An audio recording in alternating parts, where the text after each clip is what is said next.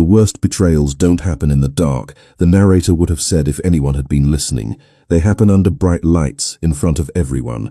Rain slid down the white marble steps of St. Andrew's Church in Boston, turning the afternoon into a watercolor of grey skies and blurred headlights. Evelyn Foster stood alone beneath the towering wooden doors, her wedding dress heavy with rainwater, the lace sleeves clinging to her arms as if they were trying to keep her from falling apart. Just 40 minutes earlier, those same steps had been crowded with smiling relatives, photographers, flower arrangements, and guests whispering about how beautiful the bride looked. Now the flowers drooped under the storm, the guests were gone, the photographer had packed up his equipment. Even the minister had quietly retreated inside after offering a sympathetic smile that somehow felt worse than silence. Evelyn kept staring at the empty parking lot across the street, waiting for a black SUV that wasn't coming, waiting for a text message that wasn't arriving, waiting for a man who was supposed to be standing beside her at the altar. Ethan Walker had vanished. At first, everyone assumed there had been an emergency, a flat tire, a traffic accident, a family problem. But 30 minutes became 40, 40 became 60, calls went answered, messages stayed unread. Eventually the truth became impossible to avoid. He wasn't late, he wasn't lost, he simply wasn't coming. The realization settled over her like the cold rain soaking through layers of satin and lace. Across the street, a pair of teenage girls slowed their pace to stare. One whispered something to the other. Evelyn didn't hear the words, but she recognized the expression. Pity. She hated pity. Her maid of honor had offered to drive her home. Her mother had begged her to come inside. Her brother wanted to confront Ethan the moment he found him. Evelyn refused all of it. For reasons she couldn't explain, she remained on those church steps, as though moving would somehow make everything real. Thunder rumbled somewhere over the harbor. The city traffic hissed across wet pavement. A gust of wind tugged at her veil. Then something unusual happened. A black Rolls-Royce pulled slowly to the curb. The vehicle looked impossibly expensive against the rain-soaked street, its polished surface reflecting church lights and storm clouds alike. It stopped directly across from the entrance. The engine remained running. Evelyn glanced at it once and immediately looked away. Wealthy people passed through Boston every day. She had no reason to care, but the car didn't leave. Seconds stretched, then a rear door opened. A tall man stepped out holding a black umbrella. He wore a charcoal overcoat tailored so perfectly it looked untouched by the weather. Rain struck the umbrella in steady rhythm while he stood motionless beside the car. He didn't approach immediately, he simply watched. Evelyn felt the weight of that gaze even from across the street. Not invasive, focused, deliberate. She turned away again. The last thing she needed was another stranger witnessing the worst day of her life. Unfortunately for her, the stranger already knew more than he should have. Less than a mile away, events had been unfolding that Evelyn could not see. Names had been exchanged. Questions had been asked. A few pieces of information had begun connecting in ways nobody yet understood. But on those church steps, all she knew was that a man she had trusted for 18 months had disappeared. The Rolls-Royce door closed softly behind the stranger. He crossed the street without rushing. His shoes splashed through shallow puddles. Guests lingering beneath distant awnings instinctively stepped aside as he passed. There was something about him that made people move. Not fear exactly, authority. Evelyn noticed it immediately. By the time he reached the bottom of the church steps, she finally looked directly at him. He appeared to be in his mid-30s, dark hair, sharp features, calm eyes that revealed almost nothing. The umbrella tilted slightly as he stopped several feet away. Neither of them spoke at first. Rain filled the silence. Evelyn tightened her grip on her bouquet. "You should go home," he said at last. His voice was low and controlled, carrying easily through the storm. "That's a strange thing to say to someone you've never met." Maybe his eyes remained on hers. "But staying here won't bring him back." The words landed harder than she expected. Anger flickered behind her exhaustion. And how would you know that? For the first time, something shifted in his expression. Not surprise, not guilt, recognition, as though he had anticipated that exact question. The rain intensified around them. Traffic lights reflected across the wet street like scattered pieces of broken glass. The stranger glanced briefly toward the empty road where Ethan should have appeared nearly an hour ago. Then he looked back at Evelyn and said 6 words that made the cold feel suddenly much worse. "Because your groom isn't where you think he is." The rain seemed louder after those 6 words. Evelyn stared at the stranger, certain she had heard him wrong. Water dripped from the edge of her veil and splashed onto the marble beneath her feet. Around them, the city continued moving. Cars rolled through intersections, traffic lights changed colors, somewhere in the distance a siren echoed across the wet streets, yet the world around her felt strangely suspended. "What does that mean?" she asked. The man did not answer immediately. Instead, he glanced toward the church doors where a few remaining relatives were watching through the glass. Their worried faces appeared distorted by the rain. "It means standing here is not helping you. You still have not answered my question." His eyes returned to hers. Calm, focused, almost frustratingly controlled. "My name is Rafael Castellano." The name meant nothing to her, at least not at first. "Congratulations," Evelyn replied coldly. "I am still waiting for an explanation." Something almost resembling amusement crossed his face before disappearing again. "Fair enough." He shifted the umbrella slightly so the rain would stop striking her shoulders. The gesture was subtle, almost automatic. "Your fiancé did not disappear." The words hit harder than she expected. For the last hour she had imagined every possible explanation: a medical emergency, a family crisis, a panic attack, anything except intentional abandonment. "You do not know that." "I do." "How?" "Because someone saw him." Evelyn felt her stomach tighten. Where that is the problem. The answer only deepened her frustration. "You keep speaking in riddles, and you keep standing in a storm wearing 6 pounds of soaked fabric." For a second she almost laughed.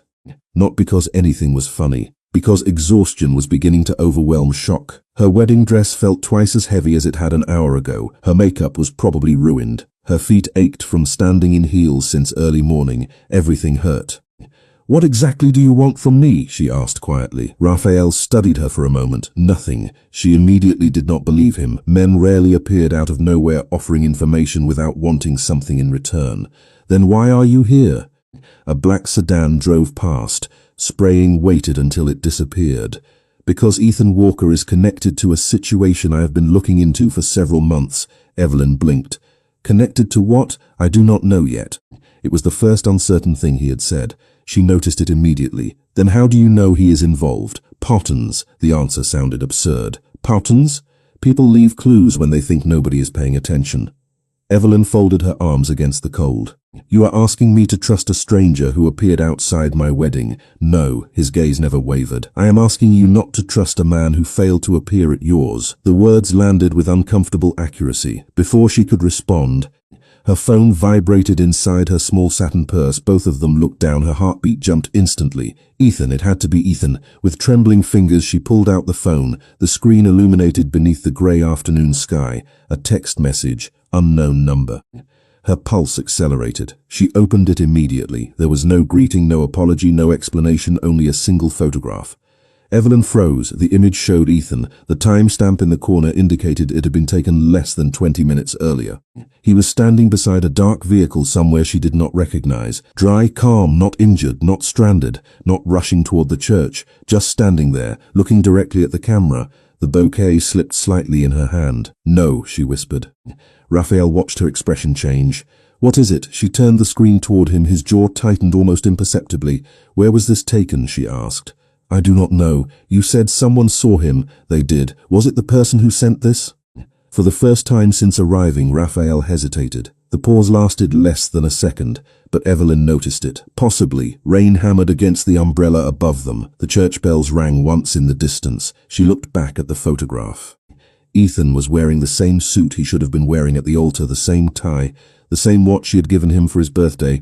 There was no panic in his face, no urgency, nothing, just calm, deliberate calm. Then she noticed something else. Reflected in the dark window behind Ethan was the faint outline of another person standing nearby. The image was blurred by rainwater and distance, but someone had been with him, someone watching, someone close enough to remain hidden from the camera. Unfortunately for Evelyn, the stranger reflected in that glass was far more important than she realized, and as thunder rolled over Boston Harbor, Raphael stared at the photograph and understood something that made the situation far more dangerous than a groom simply running away from his wedding. The photograph remained frozen on Evelyn's screen as though the image itself refused to let her look away. Rainwater slid down the glass, distorting Ethan's face for a moment before it sharpened again beneath the glow of the display. He looked perfectly fine. That was the part she could not stop staring at. Not frightened, not injured, not trapped. Fine. The realization settled into her chest with a weight heavier than the soaked wedding dress clinging to her shoulders. Around them the afternoon continued darkening beneath thick storm clouds. The church bells had fallen silent. Most of the guests had already left. Only a few cars remained scattered across the parking lot. Raphael studied the photograph with the focus of someone examining evidence rather than a memory. "Who sent it?" he asked. Evelyn checked the number again. "Unknown. Did Ethan ever use a second phone?" "Not that I know of." The answer sounded weak even to her own ears. "Not that I know of." Suddenly there seemed to be many things she did not know. 18 months together, a proposal, wedding plans, venue deposits, family dinners, future dreams. Yet somehow she was standing in the rain looking at a photograph of her fiancé taken during the exact hour he was supposed to be marrying her. "You think he sent it himself?" she asked. Raphael did not answer immediately. "No, then who did?" "Someone who wanted you to see it." The response only deepened the knot in her stomach. Before she could ask another question, movement across the street caught her attention. A dark sedan rolled slowly into the nearly empty church parking lot. It stopped beside a row of vehicles decorated with nothing seemed unusual. Then Raphael's expression changed. It was subtle, a slight narrowing of his eyes, a shift in posture, but Evelyn noticed. "What is it?" she asked. "Stay here." "That is not an answer." "Stay here anyway." He closed the umbrella and handed it to her before stepping away. Rain immediately soaked his coat as he crossed toward the parking lot. Evelyn watched him disappear between rows of vehicles. Her first instinct was to leave. This entire day had become stranger by the minute, yet curiosity anchored her in place. She followed several steps behind, careful not to draw attention. The parking lot felt abandoned now. Wind pushed rain across the asphalt in silver sheets. Flower petals blown from wedding decorations skittered along the pavement. Raphael stopped near a black SUV parked close to the edge of the lot. Two men stood nearby. They exchanged a few quiet words she could not hear. One of the men handed Raphael something small, a phone perhaps, or a set of keys. The conversation lasted less than 30 seconds. Then both men returned to the sedan and drove away. Evelyn quickened her pace. "Who were they?" she asked when she reached him. "People who help me find answers. That sounds suspicious. Most useful things do." He looked toward a silver luxury car parked several rows away. Recognition flashed across Evelyn's face immediately. Ethan's car. The vehicle was impossible to miss. She had helped choose it 2 years earlier. He loved showing it off, loved keeping it spotless, loved talking about how successful he planned to become. Seeing it sitting there now felt almost surreal. "Why is it still here?" she whispered. "That is what interests me." Raphael started walking toward it. Evelyn followed. Raindrops tapped softly against the polished metal as they approached. The vehicle appeared untouched, locked, empty, abandoned. Raphael circled it once without speaking. His attention moved from the tires to the windows to the rear bumper, looking for something. Evelyn folded her arms tightly. "Can you please tell me what is happening?" Before he could answer, a sudden orange glow appeared inside the reflection of the rear window. For one confusing second, Evelyn thought it was a passing headlight. A small burst of flame appeared beneath the front section of the vehicle. She froze. Raphael, he had already seen it. The orange light spread rapidly under the rain-dark sky, reflecting across the wet asphalt. Nearby guests who had lingered beneath an awning suddenly pointed toward the parking lot. Someone shouted. Someone else pulled out a phone. Evelyn stood motionless as disbelief crashed through her. Ethan's car was filling with flickering light. Rain hissed against the growing heat. The reflections danced across puddles like liquid fire. Raphael never looked surprised. If anything, he looked grim, like a man watching a prediction come true. Evelyn turned toward him. "Did you know this would happen?" His gaze remained fixed on the vehicle. The glow continued spreading behind the glass. Then he finally answered with a quiet certainty that chilled her far more than the storm ever could. "No," he said. "But whoever sent that photograph clearly wanted to erase something before we found it." The flashing lights arrived before the rain eased. Blue and red reflections stretched across the wet pavement, mixing with the fading orange glow that still lingered around Ethan's abandoned vehicle. Emergency crews moved quickly through the parking lot, while church staff guided the last remaining guests farther away. Evelyn stood beneath the edge of a stone archway, her soaked wedding dress gathering rainwater at her feet. She could not stop staring at the place where the car sat surrounded by activity. It felt unreal. 12 hours earlier she had been worrying about seating charts and flower arrangements. Now she was watching investigators examine the vehicle of the man who had vanished from their wedding. Raphael remained nearby, speaking quietly into his phone. Whatever authority he carried seemed invisible yet undeniable. People listened when he spoke. People moved when he asked.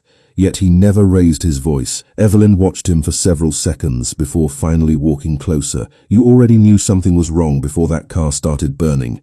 Raphael ended the call and slipped the phone into his coat pocket. I suspected it. That is not the same thing. No, it is not. The rain softened into a steady drizzle. For the first time all afternoon, Boston seemed to exhale. Traffic moved more slowly along the street. The church bells remained silent. Then tell me what you suspected. Raphael looked toward the parking lot before answering. I thought Ethan was hiding something. What kind of something? I do not know yet. Evelyn laughed once. A tired, humorless sound. That answer is becoming a pattern. Patterns matter. You keep saying that because they do. She folded her arms tightly. Is that everyone seems to know more about my fiancé than I do? The words landed harder than she intended. Raphael studied her expression. For a moment he seemed as though he might respond. Instead he glanced toward the church entrance. Come with me. Where? Somewhere dry. 20 minutes later they sat inside a small diner overlooking a rain-slick street in Back Bay. The place was nearly empty. Neon lights reflected across the windows while an old coffee machine hummed behind the counter. The smell of fresh coffee and warm bread filled the room. Evelyn had changed into a borrowed sweater and jeans provided by her maid of honor before leaving the church. Her wedding dress now rested inside a garment bag folded across the back seat of a relative's car. The absence of the dress felt strange, as though removing it should have removed the pain too. It had not. A waitress placed 2 mugs on the table. Steam curled into the air between them. Raphael thanked her. Evelyn barely noticed. Her attention remained fixed on the photograph still displayed on her phone. Ethan, standing calmly beside a dark vehicle, looking directly into the camera. Who is the person reflected in the window? She asked quietly. Raphael leaned forward. The photograph appeared grainy under the diner lights. I am not sure, but you noticed it too. Yes, and that concerns you very much. Evelyn looked back at the image. I do not understand any of this. You are not supposed to. That is comforting. A faint smile touched the corner of Raphael's mouth before disappearing. Then his expression hardened again. Look at the timestamp. She did. 4:23. Your ceremony started at 4:15. He tapped the table once. That photograph was taken after he left. Evelyn felt another knot tighten inside her chest. Maybe he panicked. Maybe he got scared. Maybe he changed his mind. Raphael remained silent, frustrated her more than disagreement would have. You do not believe any of that? No. The answer came immediately. Why? He reached into his coat pocket and removed a folded piece of paper. Carefully, he slid it across the table. Evelyn unfolded it. At first she did not recognize what she was seeing, then her eyes widened. It was a security image, grainy, black and white, captured from somewhere outside the church. The timestamp matched the missing hour. Ethan appeared near the edge of the frame, not running, not confused, not lost. He was walking with purpose toward another vehicle parked 2 blocks away, and standing beside that vehicle was someone waiting for him. Unfortunately for Evelyn, the image was just clear enough to reveal one disturbing detail. Whoever had been waiting for Ethan already knew exactly where he was going. The diner suddenly felt smaller. The hum of the coffee machine faded beneath the sound of Evelyn's heartbeat as she stared at the security image lying on the table between them. Rain traced thin silver lines down the window beside her. Outside, headlights moved through the wet streets of Boston like distant ghosts. Inside, the grainy photograph seemed to pull all the air from the room. Ethan was there, clear enough to recognize, clear enough to remove any remaining hope that there had been a misunderstanding. And beside the vehicle, waiting 2 blocks from the church, stood another figure. The face was impossible to identify, but the posture told its own story. Whoever it was had not stumbled into Ethan's path by accident. They had been waiting. That was planned, Evelyn said quietly. Raphael did not answer immediately. He watched her instead, allowing her to reach the conclusion herself. Yes, he said finally. It was. She looked down at the image again. How long have you had this? Less than an hour. How did you get it? A security camera from a building across the street, and you just happened to know where to look? The question lingered between them. Raphael took a slow sip of coffee. I told you before, I have been looking into something for months.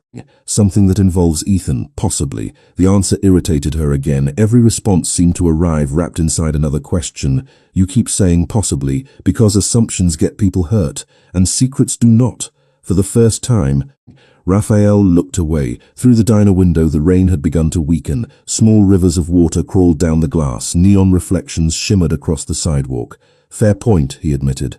Evelyn leaned back in the booth. Exhaustion settled heavily across her shoulders. The emotional shock of the day had begun transforming into something colder, something sharper. Not grief, not yet. Questions. Too many questions. What exactly do you know about Ethan? She asked. Raphael folded his hands together. Not enough. Try me. He studied her for several seconds. 3 months ago, a financial consultant disappeared from a project my people were investigating. Your people? Business associates. The answer sounded deliberately incomplete. Evelyn noticed but let it pass. Nobody knows, but before he vanished, he mentioned a name. Ethan? Raphael shook his head. No, a company. He reached into his coat and removed a small notebook. Flipping through several pages, he stopped and slid it across the table. A single name was written near the bottom, Hawthorne Holdings. Evelyn frowned. I have never heard of that. Neither had I. What does it do? That is the problem. There are no records. Hundreds of them. Different addresses, different registrations, different filings. He tapped the page. None of them lead anywhere. Evelyn stared at the name. It meant nothing to her, yet the way Raphael looked at it suggested otherwise. And Ethan is connected to this company? Maybe. She sighed. There is that word again. Before Raphael could respond, her phone vibrated against the tabletop. Both of them looked down immediately. Evelyn's pulse accelerated. Unknown number. Again, her fingers hesitated above the screen. Then she opened the message. No words appeared, only an attachment. A PDF document. 1 page. A bank statement. At first it looked ordinary, then her eyes widened. The account holder's name sat at the top of the page, Ethan Walker. Beneath it appeared a series of recent transactions, large transfers, amounts far beyond anything Ethan had ever mentioned. $20,000, $40,000, $60,000. The figures blurred together beneath the diner lights. That cannot be right, Evelyn whispered. Why not? Raphael asked. Because he never had that kind of money. Her voice sounded distant even to herself. She kept scrolling. The transfers continued. Different dates, different sources. Then she saw the most recent entry. The transaction had occurred less than 48 hours earlier. Her breath caught. The amount was nearly $200,000, and the sender listed beside it was a name she recognized immediately. The account belonged to a family trust established by her late grandfather. For several seconds she could not speak. She simply stared at the screen while cold realization spread through her chest. Raphael noticed the change in her expression instantly. Evelyn. She slowly turned the phone toward him. His eyes moved across the document. The calm expression he had maintained all afternoon disappeared. Not completely, just enough for her to notice. Then he looked back at her and asked a question that suddenly made the entire day feel far more complicated than a missing groom. Why would Ethan have access to money that was supposed to belong only to you? For several seconds neither of them spoke. The diner seemed quieter than before. Even the rain outside had softened into a faint whisper against the windows. Evelyn stared at the bank statement on her phone while Raphael watched her carefully from across the table. The question lingered between them. Why would Ethan have access to money that was supposed to belong only to her? The answer should have been simple. He could not, she said at last. That account is protected. Raphael remained silent. My grandfather created the trust before he died. There are restrictions, there are legal reviews, there are signatures required for everything. She shook her head. Ethan was never supposed to have access, and yet someone transferred the money. The words felt colder than the rain outside. Evelyn looked back at the document. The transaction remained there, real, recorded, impossible to ignore. Her pulse quickened. Maybe it is fake. That is possible. Someone could be trying to manipulate us. That is also possible. She narrowed her eyes. You do not think it is fake? Raphael slowly shook his head. No. The waitress returned to refill their coffee. Neither touched the cups. The smell of roasted beans drifted through the air before fading again. Once they were alone, Raphael reached into his coat and removed his phone. He tapped the screen several times before turning it toward her. I asked someone to verify the account number. Evelyn looked down. The same trust account appeared on the screen, the same transfer amount, the same date. Her stomach dropped. It is real, she whispered. Yes. For a moment she could not breathe properly. Every memory from the last year seemed to rearrange itself inside her head. Ethan offering to help with paperwork, Ethan volunteering to organize financial documents, Ethan insisting he wanted to make wedding planning easier for her. Small moments she had barely noticed at the time suddenly felt different, not suspicious, exactly calculated. I never gave him permission, she said. I believe you. Then how did this happen? Raphael looked toward the rain-streaked window. That is what we need to find out. We. The word caught her attention. Strange how naturally he had said it. As though they were already working together. As though the worst day of her life had somehow connected their paths. She should not have trusted him. Every rational part of her knew that. Yet Raphael had shown her more truth in 3 hours than Ethan had shown her in 18 months. Unfortunately for Evelyn, the answers were only beginning. Nearly 60 miles south of Boston, another woman was staring at a photograph she had hoped never to see again. She sat alone inside a small coastal house overlooking the Atlantic. The ocean crashed against dark rocks beneath a sky still heavy with storm clouds. The photograph resting on her kitchen table showed a smiling man standing beside her at what appeared to be an engagement party. The man was Ethan. The name written on the back of the picture was not. Back in the diner, Raphael's phone vibrated. He glanced at the screen. Something changed in his expression. Not fear. What is it? Evelyn asked. He hesitated. A lead. About Ethan? Maybe, she sighed. You really love that word. A faint smile appeared before disappearing again. Raphael stood and placed several bills on the table. Come with me. Where? There is someone I think you need to meet. Evelyn remained seated. Who? A woman. The answer immediately sent dozens of possibilities through her mind. Former co-worker, relative, friend. None of them felt right. Why? She asked. Raphael looked directly at her. Because she once believed the same things about Ethan that you did. The air seemed to leave the room. Evelyn stared at him. What does that mean? Raphael's gaze never wavered. It means you are probably not the first person he convinced to trust him. Outside, the rain finally stopped. A thin strip of fading sunlight appeared beneath the clouds for the first time all day. But as Evelyn followed Raphael toward the diner door, she could not shake the feeling that the darkness surrounding Ethan Walker had only just begun to reveal itself. The drive south felt longer than it actually was. The storm had finally moved offshore, leaving behind a sky painted in fading shades of blue and silver. Streetlights flickered on one by one as Raphael's Rolls-Royce followed the coastal highway. Evelyn sat quietly in the passenger seat, watching dark waves crash against distant rocks beyond the guardrail. She had stopped checking her phone an hour earlier. There were dozens of missed calls, messages from family, friends, concerned relatives. None of them contained the answers she needed. For the first time all day, she was no longer wondering why Ethan had disappeared. She was beginning to wonder who he really was. The small coastal town appeared just after sunset. Narrow streets wound between weathered houses overlooking the Atlantic. Fishing boats rocked gently in the harbor.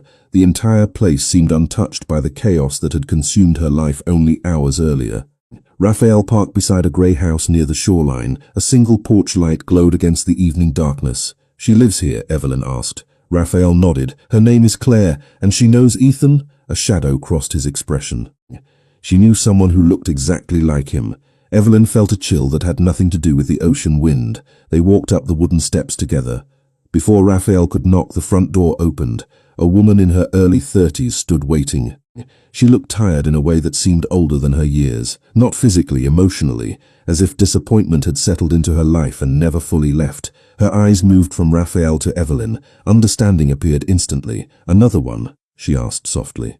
Raphael gave a single nod. The woman closed her eyes for a moment, not surprised, not shocked, sad. Come inside. The living room overlooked the ocean. Waves rolled through darkness beyond the windows. Family photographs lined the shelves.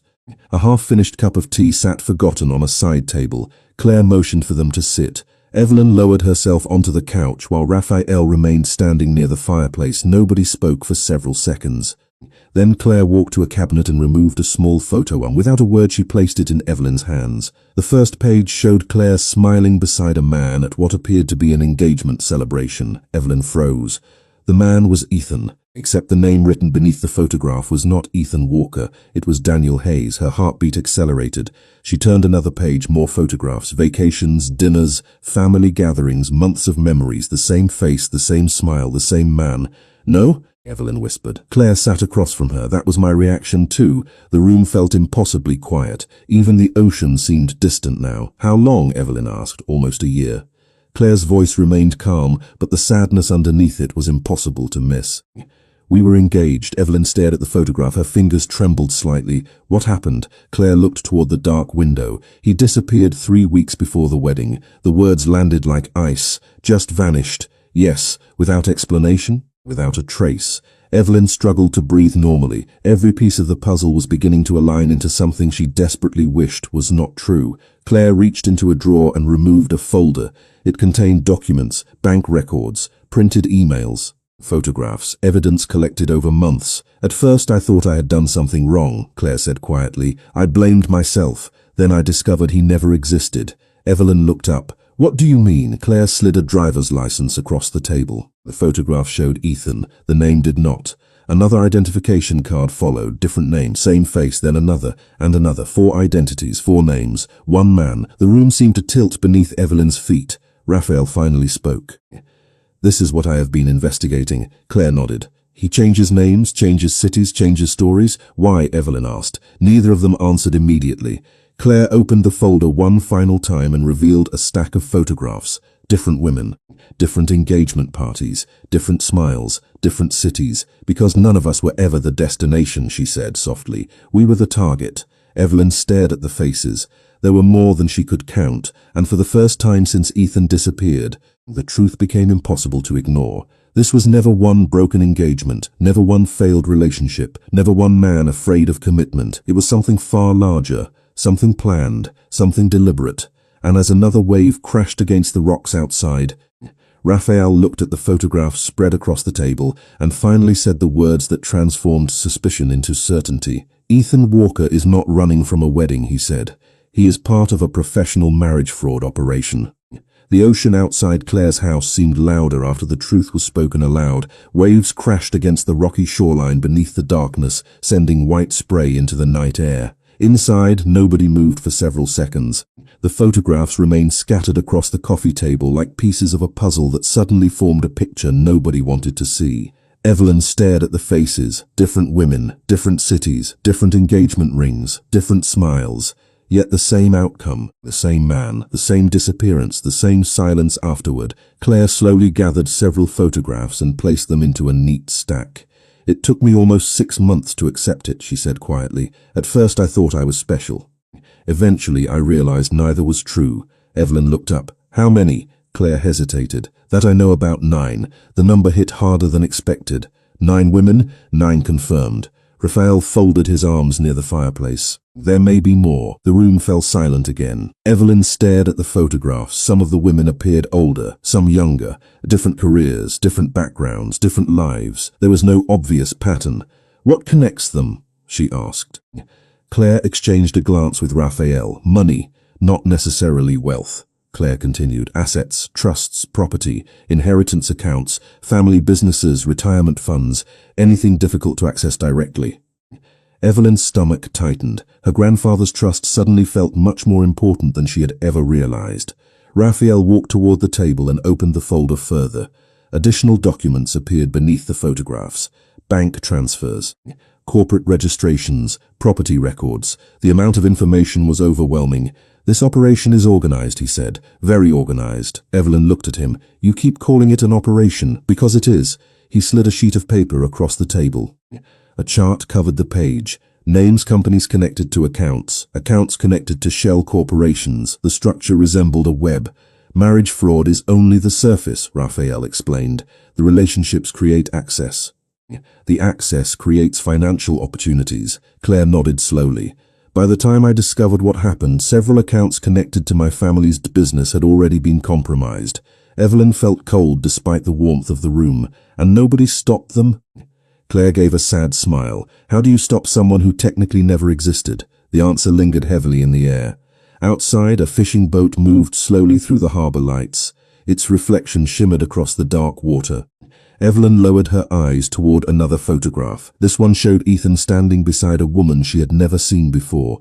A date printed on the back caught her attention. The photograph had been taken only 14 months ago, 4 months before Ethan entered her life. This timeline does not make sense, she said. He was with someone else. Exactly, Claire replied. He moves quickly. Raphael reached for another document. Different cities help, different identities help even more.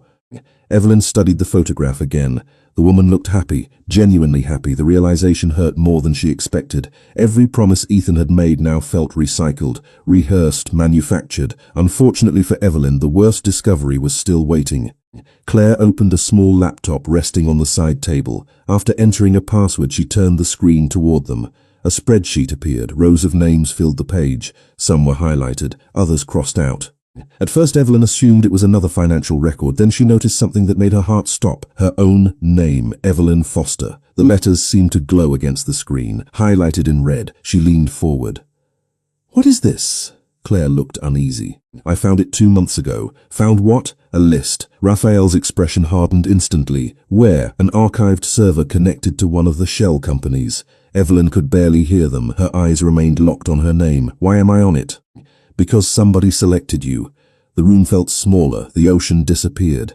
The sound of the fireplace faded. Everything narrowed to that single red line on the screen. Evelyn Foster. Beside her name sat several pieces of information: estimated assets, property holdings, background notes, personal details, information that should have been private, information someone had collected deliberately. "No," Evelyn whispered. "This cannot be real." Raphael stared at the screen. His voice dropped lower than before. "It is real." Claire slowly scrolled downward. More names appeared, more targets, more lives, reduced to entries in a system. Then she stopped at another column. Evelyn felt her pulse accelerate again. Next to her name was a status marker. Most entries showed completed. Only one showed active, hers. And as silence filled the room once more, Raphael looked at the screen and realized something deeply troubling. Whoever had created that list believed the operation involving Evelyn Foster was not finished yet. The screen continued glowing in the dim living room long after nobody spoke. Evelyn stared at her own name highlighted in red while the Atlantic rolled endlessly beyond the windows. Active. The word felt impossible to ignore. Every other emotion from the day seemed to retreat behind it. The humiliation, the heartbreak, the confusion. All of it was being replaced by something else. Understanding. Slow and painful understanding. She was never standing at the center of a love story. She had been standing at the center of a plan. Claire finally closed the laptop. The sound echoed softly through the room. "That was the moment everything changed for me," she said. "The moment I stopped asking why he left and started asking why he arrived in the first place." Evelyn lowered her eyes toward the coffee table. The answer suddenly felt obvious. Not because of who she was, of what she had. Raphael remained standing near the fireplace. Shadows from the flames moved across his face. "We need to focus on the trust account." Evelyn nodded slowly. "My grandfather created it when I was 16. Who manages it?" "A private law firm in Boston." "How many people know about it?" She thought carefully. "Very few." "Family?" "Yes." "Financial advisors?" "A handful." Raphael exchanged a look with Claire. Evelyn noticed immediately. "What?" she asked. "Information like that does not leak by accident," Raphael said. "Someone had access." The realization settled heavily inside the room. Somewhere along the line, someone had identified her as a target. Someone had gathered details about her finances. Someone had passed those details into a system designed to exploit them. The thought made her stomach tighten. Claire reached for another folder. "There is something else." She pulled out several printed pages and slid them across the table. Property records, corporate registrations, financial disclosures. At first they seemed unrelated. Then Evelyn noticed a pattern. The same company appeared repeatedly. Hawthorne Holdings. The name Raphael had shown her earlier in the diner. "It keeps appearing," Claire said. "Everywhere." Raphael sat down for the first time that evening. "Because it is the center." "The center of what?" Evelyn asked. He picked up one of the documents. "The money." The room grew quiet again. The shell companies change, the addresses change, but eventually everything leads back here. His finger rested on the company name, Hawthorne Holdings. Evelyn stared at it, then find whoever owns it. "That is the problem." Raphael leaned back slightly. "Nobody does. That is impossible. Legally speaking, ownership shifts every few months. Different trustees, different corporations, different registrations." Claire nodded. "Every trail disappears." The fire crackled softly behind them. Outside, fog had begun drifting across the harbor. Fishing lights blinked faintly through the darkness. Evelyn rubbed her temples. The day felt longer than an entire year. "Then how do we stop them?" she asked quietly. Raphael did not answer immediately. Instead, he looked toward the folder spread across the table. "By figuring out why your file was still marked active." The word sent another chill through her chest. Active. Not completed, not abandoned. Active. "You think they are still trying to access something?" "I know they are." "How?" Raphael reached for his phone. After a few moments, he turned the screen toward her. An email filled the display. Recent. Timestamped less than 6 hours earlier. sent while she had been standing at the altar waiting for Ethan. Evelyn felt her pulse quicken. "What is that?" "A notification from the trust administrator." She frowned. "Why do you have that?" "Because I asked someone to monitor activity after the transfer appeared." He enlarged the screen. The message became clearer. A request had been submitted that afternoon, a request involving authorization changes connected to the trust account. Evelyn stared at the document, her breath caught. The request was not completed. It was pending, waiting for final approval, waiting for a signature. "No," she whispered. "Exactly." Raphael's voice remained calm. Whatever happened today interrupted their schedule. Claire slowly closed the remaining folders. Which means somebody expected the wedding to happen. Evelyn felt the full meaning of that statement settle over her. If the wedding had proceeded as planned, Ethan would have gained something. Access, authority, control. The trust account had never been the backup plan. It had been the objective. The ocean thundered against the rocks outside as realization spread through the room. Then Raphael's phone vibrated once. He glanced at the screen. For the first time all evening, genuine surprise appeared in his eyes. "What happened?" Evelyn asked. Raphael looked up slowly. "We finally found the person who leaked your financial information." The room seemed to freeze. "Who?" Evelyn asked. Raphael stared at the message for one long second before answering, and the name he spoke was someone she had trusted for nearly her entire life. The name hit Evelyn harder than anything she had heard that day, not because it belonged to a stranger. Because it belonged to someone who had been present for years, someone who attended birthdays, family dinners, holiday gatherings, someone trusted, someone familiar. The room seemed to shrink around her as she stared at Raphael across the coffee table. The fire crackled softly behind him. Ocean wind rattled the windows. Nothing else moved. "That is not possible," she said quietly. Raphael looked at the message again before meeting her eyes. "I wish it were." Claire remained silent. She had seen that reaction before. Shock, denial, the desperate search for another explanation. There has to be a mistake. Evelyn shook her head. There has to be. Raphael placed his phone on the table. The information came from someone inside the legal network connected to the trust. No. The records are clear. No. The word escaped before she could stop it. She stood and walked toward the window overlooking the harbor. Fishing lights shimmered across the dark water. The cold glass pressed against her fingertips. Every memory involving the person Raphael had named suddenly felt different. Every conversation, every piece of advice, every question about her future plans. "Why would they do it?" she asked. Raphael's voice remained calm. "Money. That cannot be enough." "For some people is." Evelyn stared into the darkness. Somewhere beyond the harbor, a foghorn echoed through the night. She remembered her grandfather's voice, the way he used to warn her that trust was the most valuable thing a person could possess. She had always thought he meant romantic trust, friendship, family. She finally understood he meant something much larger. Unfortunately for Evelyn, betrayal was only one piece of the puzzle. Less than 10 miles away, inside a private office overlooking the coast, another man was staring at a series of reports desk. He was older than Ethan, older than most of the names connected to the operation, calm, patient, experienced. A notification appeared on his computer screen. One of the active files had changed status unexpectedly. Evelyn Foster. The man's expression darkened slightly. Plans were beginning to shift. Back at Claire's house, Raphael gathered the folders scattered across the table. "There is something else you need to understand." Evelyn turned from the window. "What?" "Ethan was never running this operation." She froze. "What do you mean?" "He is important." Raphael paused. "But he is not the one making decisions." The realization landed heavily. Evelyn slowly returned to her seat. "There is someone above him." "Yes." Claire nodded. "There always is." Raphael opened another folder and removed a photograph. The image showed the entrance of an exclusive private club in downtown Boston. Expensive cars lined the curb. Men in tailored suits stood beneath elegant lights. Nothing appeared unusual, yet Raphael's attention remained fixed on the photograph. 3 separate shell companies connected to Hawthorne Holdings were registered through businesses linked to this location. Evelyn looked closer. "What is it?" "A private investment club." "Who owns it?" Raphael gave a humorless smile. "That is the question." He slid another document across the table, then another and another. Different companies, different names, different addresses, yet all of them eventually circled back toward the same network, the same invisible center. "Someone built this carefully," Claire said. Over years, Evelyn studied the records. For the first time, she stopped seeing Ethan as the architect of the deception. He was a participant, a visible piece of a much larger machine. The thought frightened her more than she wanted to admit. Can we prove it? She asked. Raphael considered the question. Maybe. That word again, because proof takes a time. His phone vibrated once more. He glanced down. The expression on his face changed instantly. Not surprise this time. Recognition. What happened? Evelyn asked. One of my investigators just gained access to financial records connected to the club. And there is a name. The room fell silent. Even the ocean seemed to disappear. Raphael stared at the screen for a long moment before speaking. For months we have been chasing companies. His voice dropped lower. Tonight we finally found the person behind them. Evelyn felt her pulse quicken. Who is it?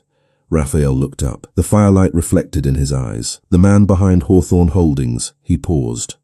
And according to these records, he has been watching your file personally from the very beginning. For a long moment nobody spoke. The fire crackled softly inside the coastal house while the ocean rolled through the darkness beyond the windows.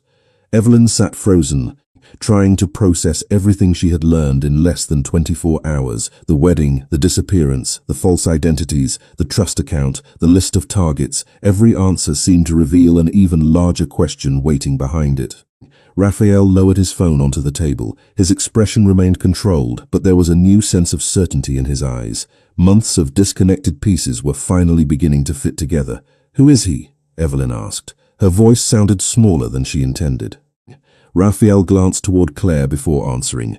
His legal name is Arthur Grayson. The name meant nothing to her. I have never heard of him. Most people have not. Raphael reached for one of the folders and removed a photograph. The man in the image appeared ordinary. Late 50s, expensive suit, polished smile, the type of face that blended easily into charity galas and corporate boardrooms. Nothing about him looked dangerous. Nothing about him suggested he had spent years hiding behind layers of shell companies and false identities. He owns investment firms, Raphael explained, consulting companies, real estate partnerships, at least on paper. Claire folded her arms. Every investigation stops before reaching him. Until now, Raphael said quietly. Evelyn studied the photograph. It felt strange. She had expected someone intimidating, someone obvious. Instead, she saw a man who could have attended any social event in Boston without attracting attention. Perhaps that was the point. How is Ethan connected to him, she asked. Raphael slid another document across the table. Direct payments. Evelyn scanned the page. Account numbers, dates, transfers, the amounts varied, but the pattern was impossible to miss. Money flowed through multiple companies before eventually reaching identities connected to Ethan. So he works for him, yes, the answer came without hesitation. The certainty in Raphael's voice made the room feel colder. For months he had been following fragments of information. Tonight the fragments finally had a face. Unfortunately for Evelyn, the evidence revealed something even more disturbing. Raphael opened a final folder. Unlike the others, this one contained recent records, very recent, documents generated within the past week. These came from the financial servers connected to Hawthorne Holdings, he said. We gained access less than 2 hours ago. Evelyn leaned forward. Names filled the pages, transaction note status reports. At first she did not understand what she was seeing. Then she noticed a familiar file designation, EF119. Her breath caught. That is me. Raphael nodded. Yes. Claire looked away. Even she seemed unsettled by what followed. Raphael turned the page. Internal comments appeared beneath the file. Progress evaluations, risk assessments, financial projections. Evelyn felt sick as she read them. She was not described as a person. She was described as an asset, an opportunity. Every detail of her life had been reduced to numbers and probabilities. The date beside the most recent report matched the morning of her wedding. This was updated today, she whispered. A few hours before the ceremony, which confirms something important. What? The operation expected success. Silence filled the room. The meaning was impossible to miss. If the wedding had happened, the final authorization request connected to her trust account might have been approved. The transfer process would have continued. The objective would have been achieved. Ethan's disappearance had not been part of the original plan. Something had interrupted it. Something unexpected. Claire slowly looked back toward the documents. Then why run, she asked. If they were so close, why abandon everything? Raphael stared at one particular page. Because somebody discovered something, Evelyn followed his gaze.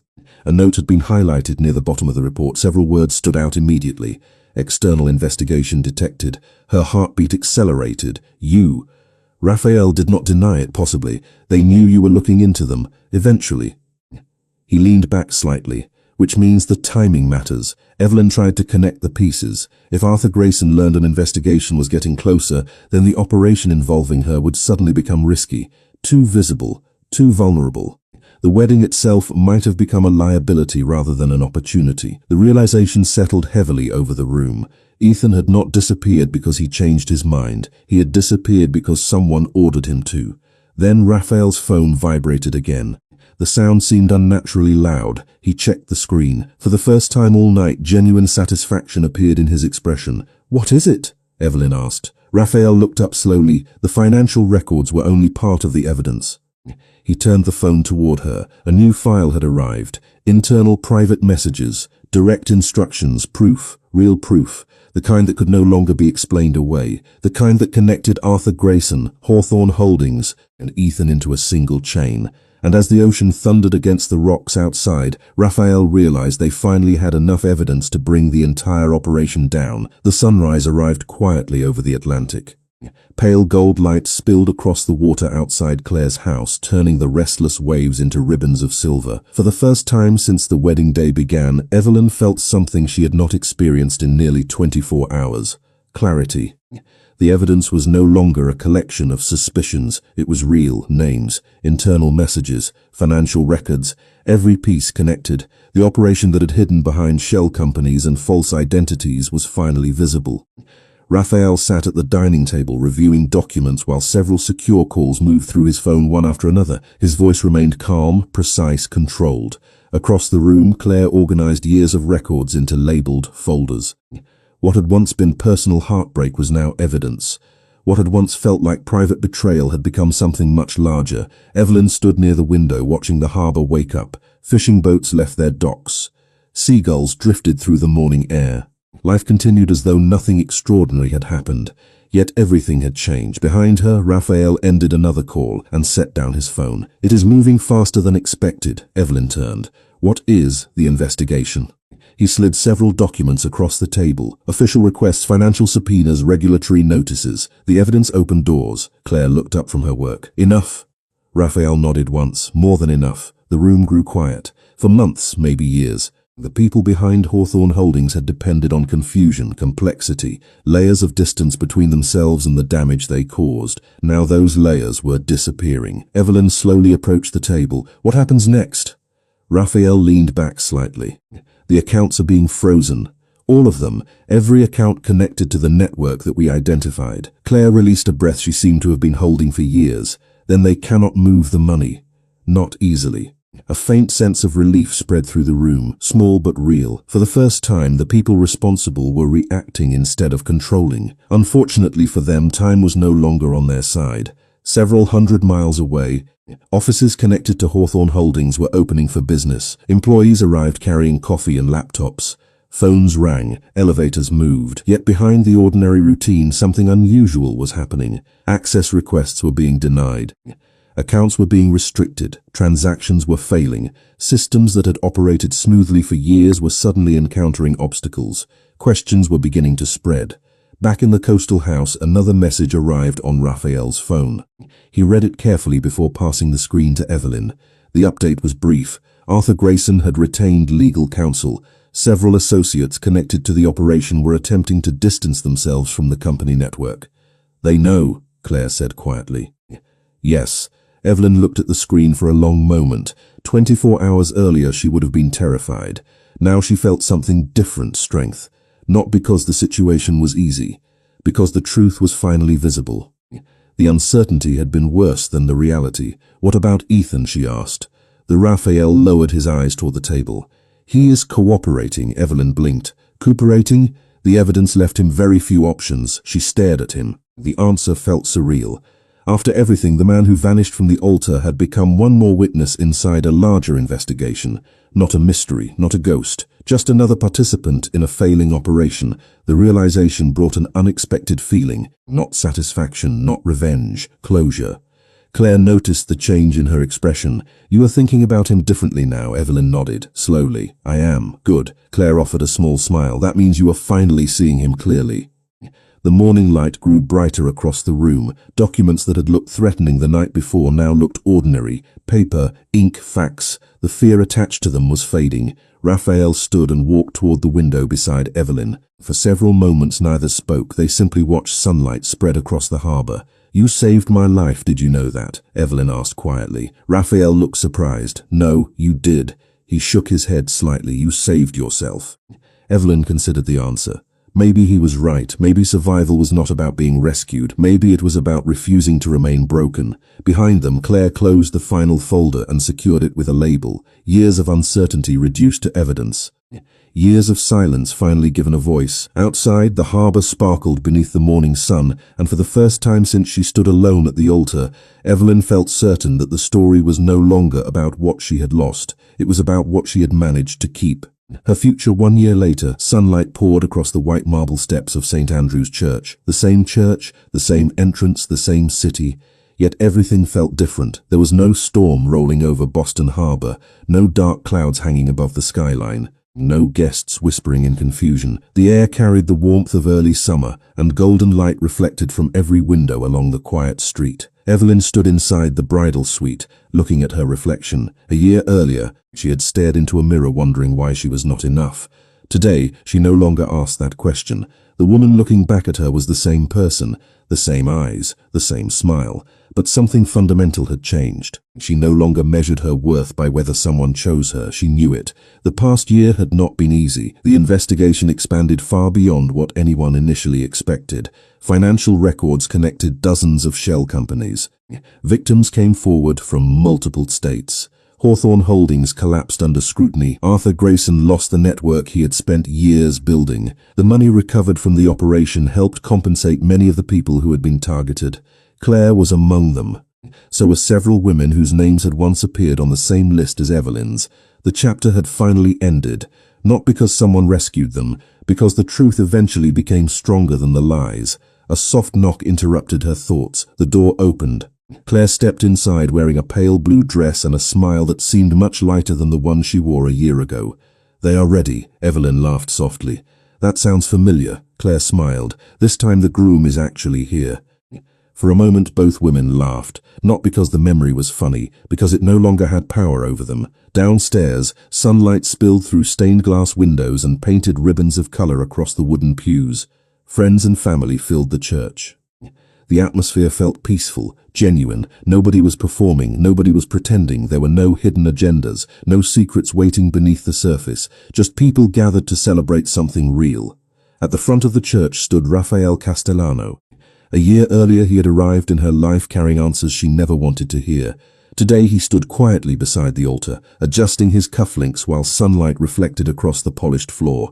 There were no bodyguards, no display of influence, no distance between him and the people around him. Over the past year, Evelyn had discovered something important. The strongest thing about Raphael was never his power, it was his ability to change. The man who once trusted nobody had learned to trust. The man who once controlled every outcome had learned that some things could only be chosen freely. The music began. Guests rose to their feet. Evelyn stepped into the aisle. The church seemed brighter than she remembered. Every step felt lighter than the last. As she walked forward, she noticed her grandfather's favorite flowers arranged near the altar. She noticed her mother's tears. She noticed Claire smiling from the front row. But most of all, she noticed Raphael.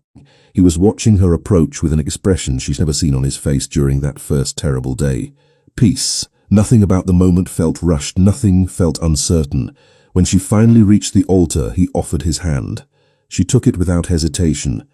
The ceremony itself passed in a blur of sunlight and quiet emotion. Promises were exchanged, rings changed hands, laughter mixed with tears. The words carried weight because neither of them needed saving anymore. They were not choosing each other out of fear, or loneliness, or obligation. They were choosing each other because they wanted the same future. When the ceremony ended, applause filled the church. The sound echoed through the high ceilings, while sunlight streamed through the stained glass above them. Later, as guests gathered outside, Evelyn paused halfway down the church steps, the same steps where she once stood alone in a rain-soaked wedding dress. The same steps where everything had fallen apart. She looked around, bright blue sky stretched overhead. Family members laughed nearby, friends posed for photographs, life moved forward. Raphael joined her at the bottom of the staircase. For a moment neither spoke, they simply looked at the church together. Then he gently squeezed her hand. "What are you thinking about?" he asked. Evelyn smiled. Her gaze drifted toward the place where a black Rolls-Royce had once stopped during the worst day of her life. "I am thinking that sometimes the thing that breaks your heart is not the end of your story." Raphael smiled. "No?" She shook her head. Warm sunlight touched her face as she looked toward the future waiting beyond the church gates. Sometimes it is the thing that finally leads you to it. Together they walked down the last step and into the afternoon light, leaving the shadows behind them at last.